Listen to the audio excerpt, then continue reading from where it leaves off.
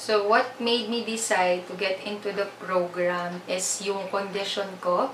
So, currently, I think that was 3 years ago when I was diagnosed na merong hormonal imbalance. So, that caused me irregular menstruation and meron siyang mga iba pang effects sa body ko katulad ng mga severe headache, yung mga acne breakouts, ganun. Yeah, I believe that the program really fulfilled their promise to me and my mom. Actually, hindi lang na-fulfill but it was they exceeded our expectations. And actually, nung start talaga ng program, nagugulat kami na every time we weigh ourselves, dun talagang bumili kami ng weighing scale. Tapos pag nakikita namin na hindi lang basta gradual, minsan sobrang laki nung jump ng pagbaba ng weight namin. So, we were really impressed and yun nga, it exceeded our expectations.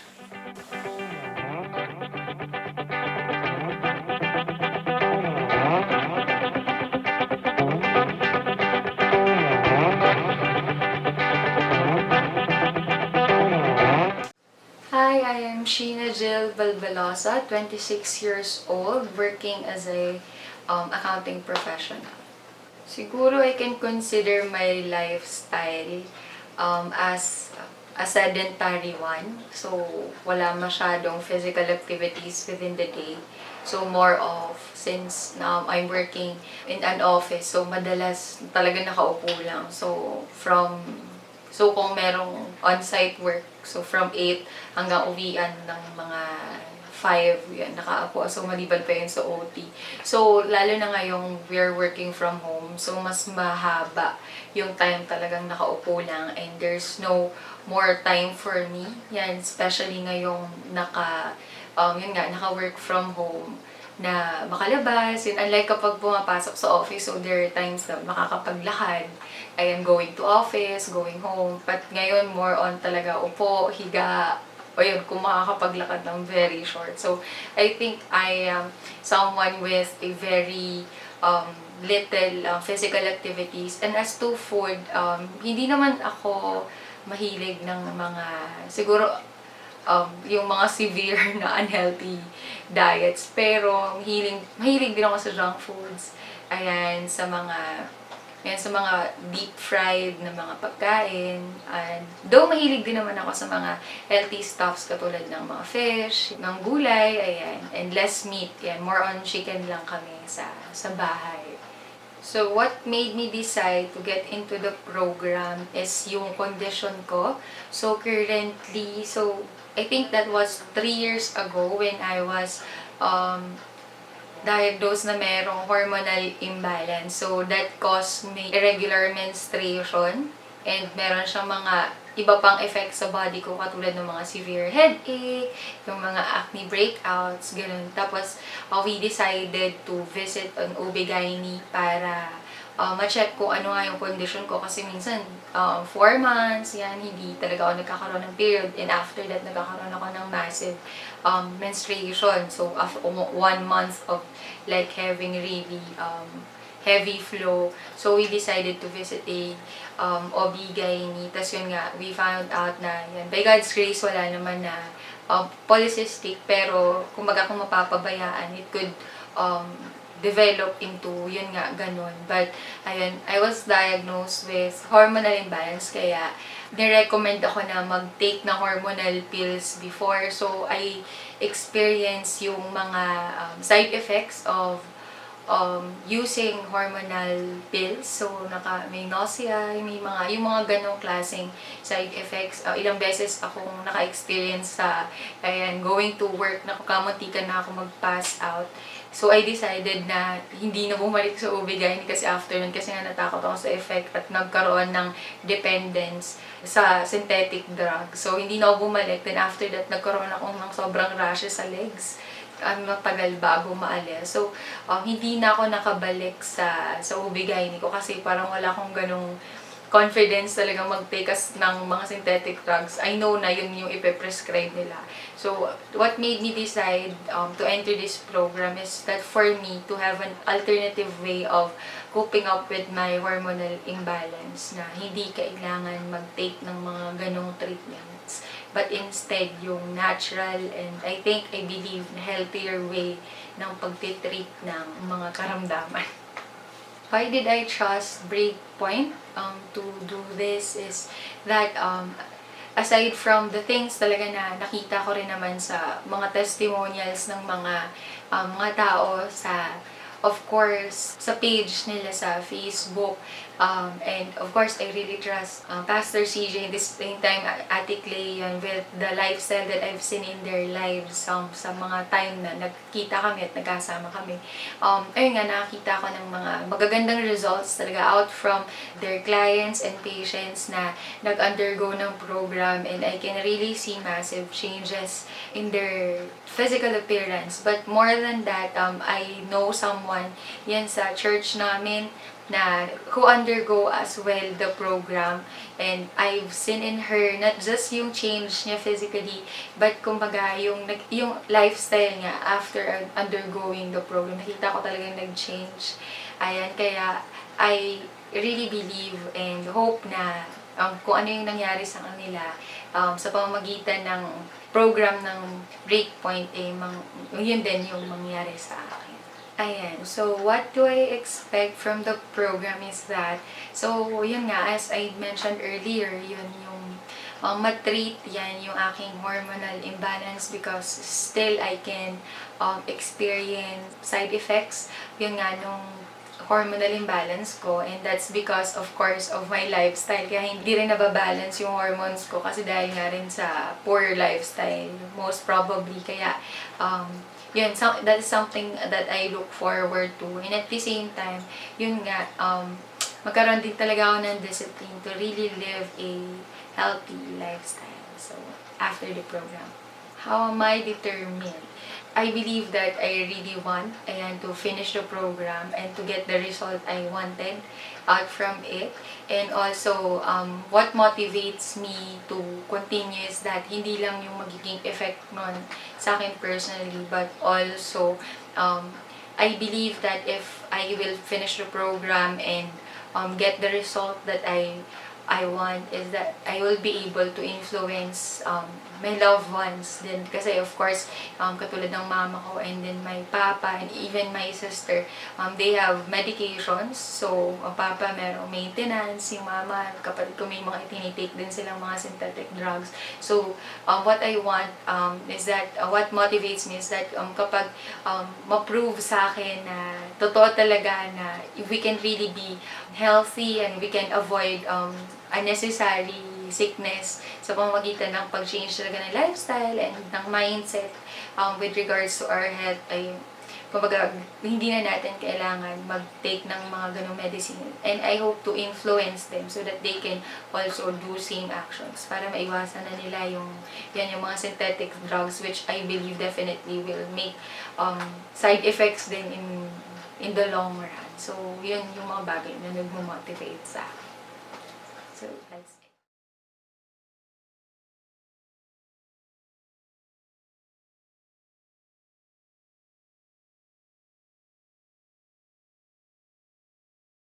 Hi, I'm Sheena. So finally, I've finished the foundational stages of the Breakpoint program. So before I started the program, my weight was 65 kilograms. And currently, and after achieving the earlier stages, my current weight is 53 kilograms. So what happened during the first 2 weeks of the program is a bit of, actually not bit but grabbing adjustments, because I am not used to fastings and also the meal plan. Of course, it was a great adjustment for us, especially I was working, so, and I am a morning person, so I'm used to taking breakfast. So since we're taking fastings, medyo nahirapan ako. But yeah, after 2 weeks naman, nagkaroon naman kami ng adjustment. Naging okay naman sa amin yung program.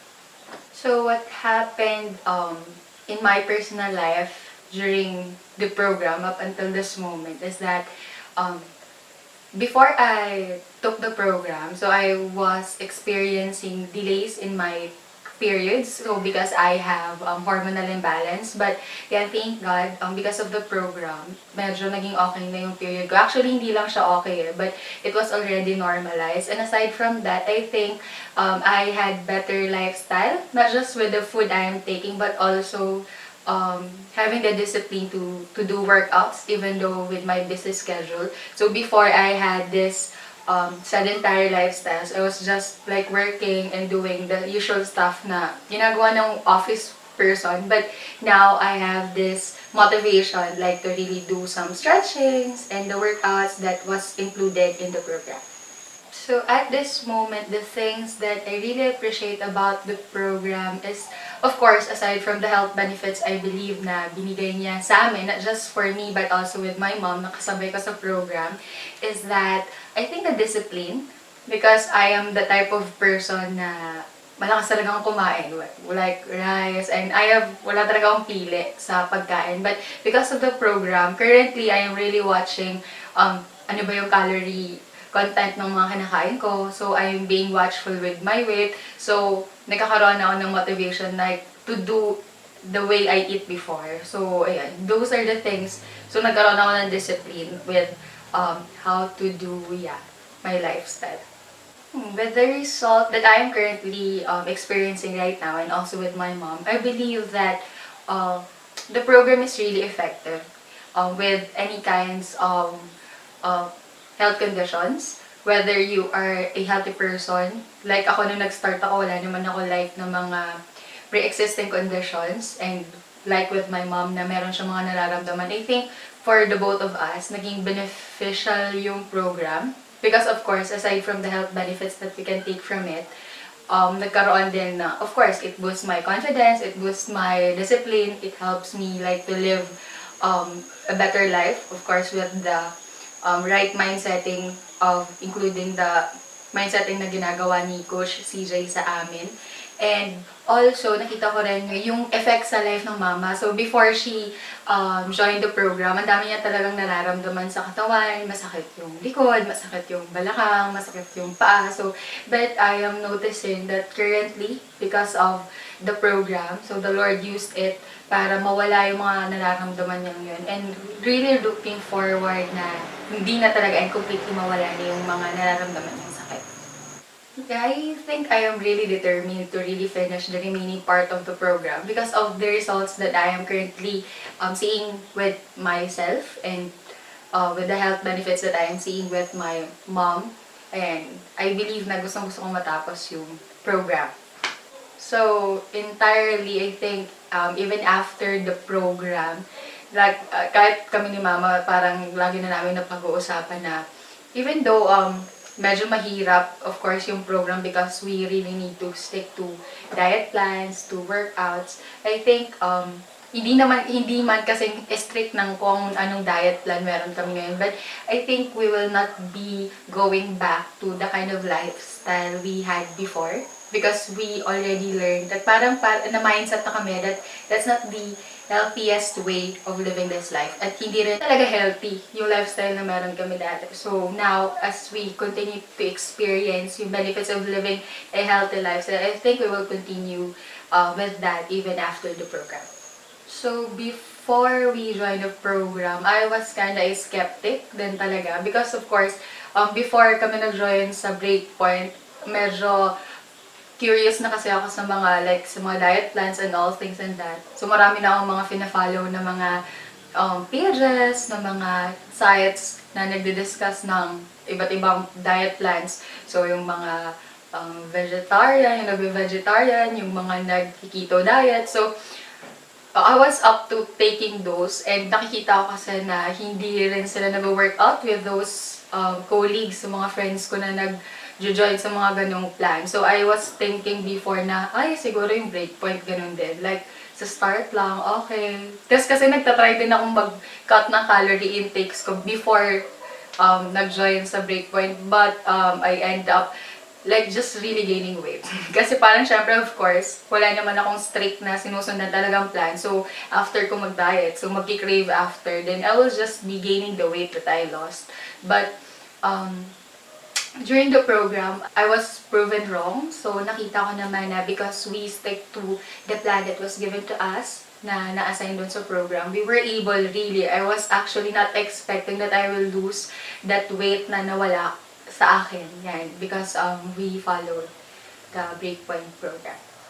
Yeah, I believe that the program really fulfilled their promise to me and my mom. Actually, hindi lang na-fulfill, but it was they exceeded yan our expectations. And actually, nung start talaga ng program, nagugulat kami na every time we weigh ourselves, dun talaga bumili kami ng weighing scale. Tapos pag nakikita namin na hindi lang basta gradual, minsan sobrang laki nung jump ng pagbaba ng weight namin. So, we were really impressed and yun nga, it exceeded our expectations.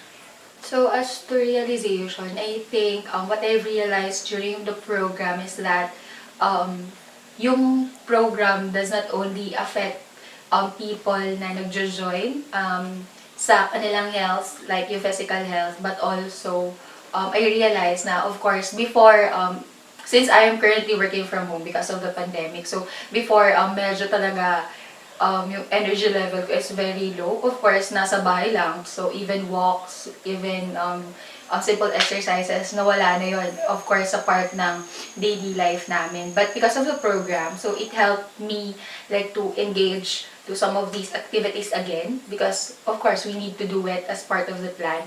So, it helped me. So, the workouts and, of course, the change of eating habits helped me to have better concentration sa work. Kasi nung nawala yung office setup ng work namin, then nalipat sa bahay. So honestly, nagkaroon ako ng problem when it comes to being productive sa aking work. But because of the program, it helped me like to concentrate more and at the same time to be more productive even in our work from home setup.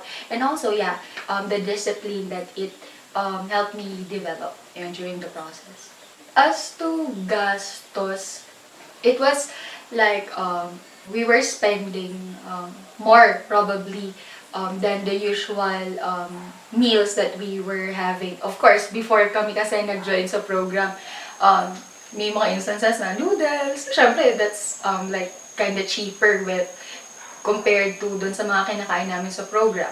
But we realized that even though we were spending higher cost, pero hindi naman sobrang like mas mahal talaga. Because of course, if we will just weigh the advantages of the or the benefits that you will be receiving out from this food that you are taking compared to, yun nga, cheaper naman yung kinakain namin. Pero yung mga nakuha naman namin dun out from those food that we ate or sickness, ayan, yung lower immunity, and that cost us, diba, mas malaking gastos sa medication. But, ayun, as to cost, siguro probably mas higher dun sa regular naming budget sa pagkain. But, I think if we will just weigh yung benefits out from the food that we were taking, I think, ano naman, sulit na sulit. Whenever that we were talking about the program, kami ng mama ko, even though, of course, now we can really promise that we will be, after the program, we will still be like that strict when it comes to our diet. But we know that what we've learned and the knowledge that we've gained out from the program, I think we will be doing and applying it to our lives until the end of the day. Ayan, hanggang nabubuhay probably, because we know that it will be the kind of diet or the kind of lifestyle that will really benefit us and would lengthen, of course, the life of my mom, lalong-lalo na. As to plans of going back to my old lifestyle, I think wala na. Yan, may mga actually ngayon, meron akong habit of just like browsing my old photos just for me to compare yung itsura ko ngayon with how I looked before. Not like to degrade the kind of person I am before, but just like to appreciate what I have right now. So, kapag nakikita ko yun, then parang natitempt ako of like just going to my old lifestyle, parang, ayoko nang bumalik sa ganun. So, dun sa tanong, so I don't want to go back to my old habits. So, my message to Breakpoints, that especially to Coach C. Ray and Ate Clay, and I would just want to thank you and for introducing us to point, as it does not only change the way we do things when it comes to our eating habits and with our exercise, but it really changed the way we see life. So before parang okay na nakakakain ka, but ngayon parang we are really conscious of what kind of food that we are taking, ano ba yung magiging impact niyan sa health namin, ano ba yung long-term effect ng mga kinakain namin or ginagawa namin in a specific day in the future. Ayan. So, dahil dun sa mga videos na sinend ng Breakpoint during the course of the program, we were mindset sa mas tamang lifestyle na dapat meron tayo. Yan, especially as Christians, we have a lot of things na gustong gawin. And sabi nga, for us to be able to accomplish all the things that we want to accomplish, kailangan na malakas tong katawan natin. And yun, nagpapasalamat kami sa Breakpoint, especially sa nangyari sa mama ko, because she was about to take medications, long-term medications, para ma-heal yung mga karamdaman na lumabas doon sa last blood chem niya or doon sa mga test na in-undergo niya. But because of Breakpoint, hindi niya na kailangan i-undergo yun and nagkaroon ng positive result yung program, kaya ayan, hindi niya na talaga kailangan i-taken, but she is more healthier than ever. And so, thank you so much, Coach CJ and Ate Clay, for the Breakpoint program, and God bless you all po.